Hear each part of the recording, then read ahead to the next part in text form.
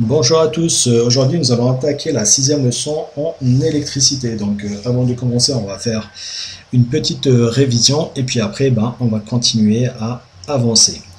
On a vu lors des leçons précédentes, on a parlé de tension.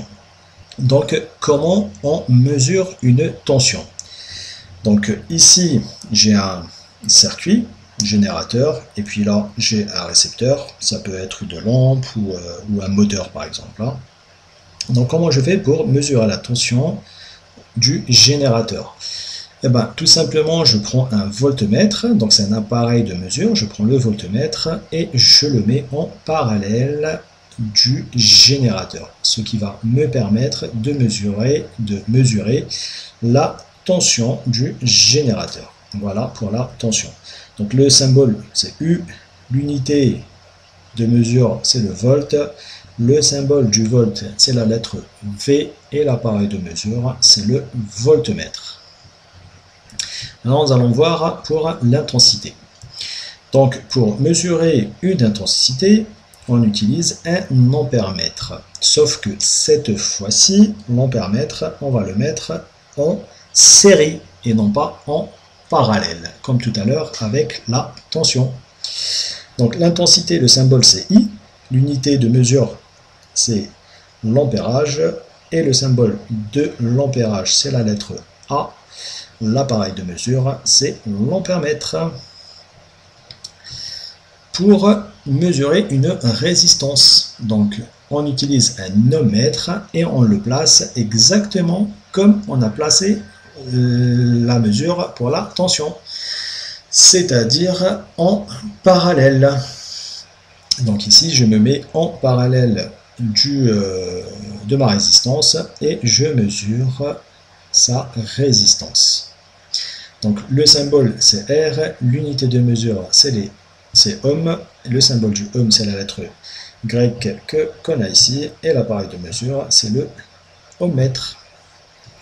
Donc ici on voit bien que sur ce circuit ici, avant d'utiliser le ohmmètre, je dois impérativement ouvrir mon circuit, c'est-à-dire que mon circuit lui il est hors tension.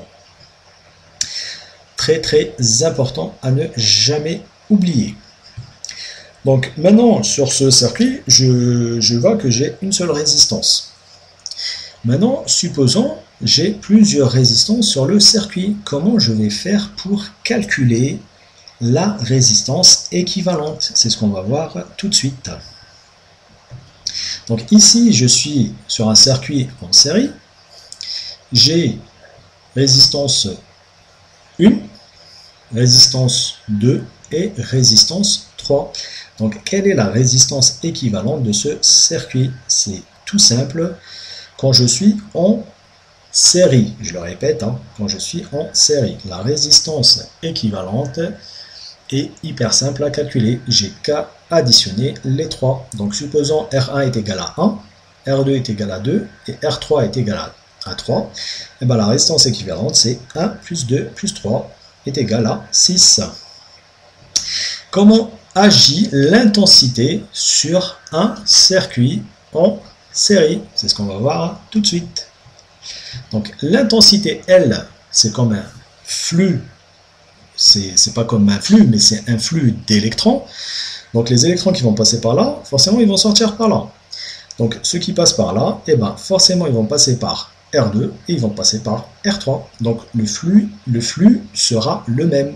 C'est-à-dire que l'intensité qui va passer sur R1 sera exactement la même qui va passer sur R2 et ça sera la même qui va passer sur R3. Et donc I est égal à I1 est égal à I2 et est égal à I3. Maintenant, comment agit la tension sur un circuit en série? Contrairement à l'intensité, la tension, elle, ne sera pas la même.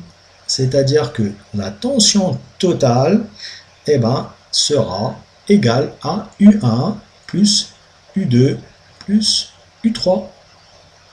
Donc ici, pour calculer plutôt U1, tout simplement, j'applique la loi d'Ohm. U1 est égal à R1 fois I. Logiquement, si on voulait être précis, j'aurais mis I1 ici. Mais comme I1 est égal à I, eh ben, je peux remplacer I par I1. Pour le U2, eh ben, c'est pareil. U2 est égal à R2 fois I. Et pour le U3 est égal à R3 fois I. Voilà pour le calcul de la résistance, de l'intensité et de la tension sur un circuit en série. Maintenant, on va s'intéresser à ces calculs, mais sur une montage en parallèle. Donc, pour le montage en parallèle, je reprends les mêmes composants, on va dire. J'ai R1, que lui, il n'est pas en parallèle avec R2, et il est en parallèle avec R3. Donc, R, résistance équivalente, se calcule de la manière suivante. 1 divisé par R équivalent est égal à 1 sur R1 plus 1 sur R2 plus 1 sur R3. Donc ça change du mode de calcul lorsque je suis en série. Maintenant, on va voir comment l'intensité va agir sur un circuit en parallèle. Eh ben, l'intensité, c'est comme un flux, c'est comme un flux d'eau. Et ben, si je mets de l'eau ici, et ben l'eau va passer de ce côté, va passer par là, et va passer par là. Donc je vois bien que ça va se partager. Et ben c'est le même principe. Là j'ai un flux d'électrons, et ben ce flux d'électrons, et ben j'aurai des électrons qui vont passer par là, j'aurai des électrons qui vont passer par là, j'en aurai d'autres qui vont passer par là.